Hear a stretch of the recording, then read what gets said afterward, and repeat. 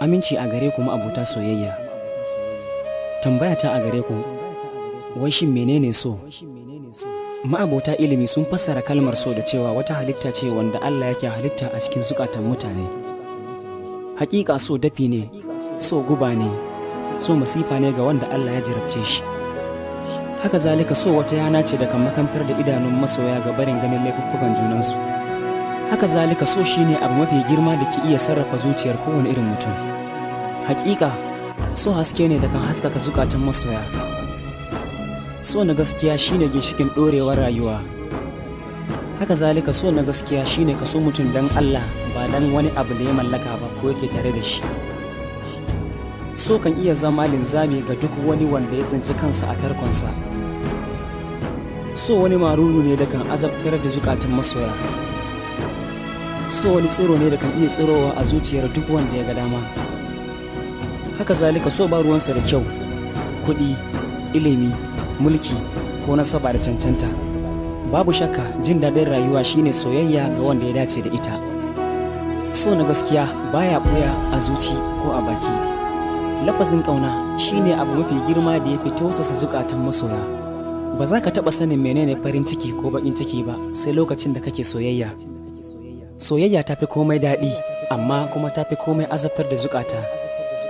Soyayya ita ce tushen kafuwar aure da wanzar da zaman lafiya ga masoya. Soyayya da aka gina ta akan tubalin gaskiya ba za ta taɓa rushewa ba. Rashin gina soyayya akan tafarkin gaskiya shine ke haifar da yawan faɗa a tsakani.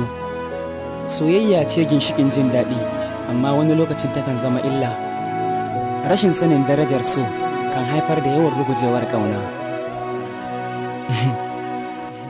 Ina tuna ranar da na fara ganin ki a duniya. Ina tuna kalmar da ta fara shiga tsakanina da ke a duniya. Ina tuna irin yanda muke girmama juna da ni da ke. Ina tuna yanda muke ba ma juna kulawa da ni da ke. Ina tuna daɗin da nake ji idan ina tare da ke. Ina tuna irin baƙin cikin da nake ji idan ba ni tare da ke. Ina tuna yanda muke tausayawa juna da ni da ke kamar yanda 'yan uwa suke tausaya ma junansu. Ina mamakin yanda son ki ya samu guri a zuciyata ya zauna kamar dama ya yi shekara aru-aru a zuciyata. Ina mamakin yanda muka shaƙu da ke lokaci guda kamar yanda uwa take shaƙuwa da ɗanta da zarar ta haife shi.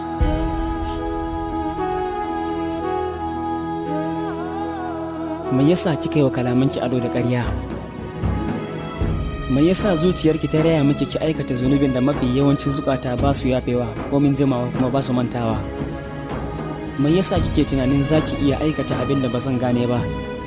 Me yasa kike tunanin zaki iya tauna taura guda biyu a bakinki a lokaci guda? Me yasa kika dauki soyayya kamar riga, yau ki canja wannan, gobe ki canja waccar? Wa ya gaya miki soyayya haka take?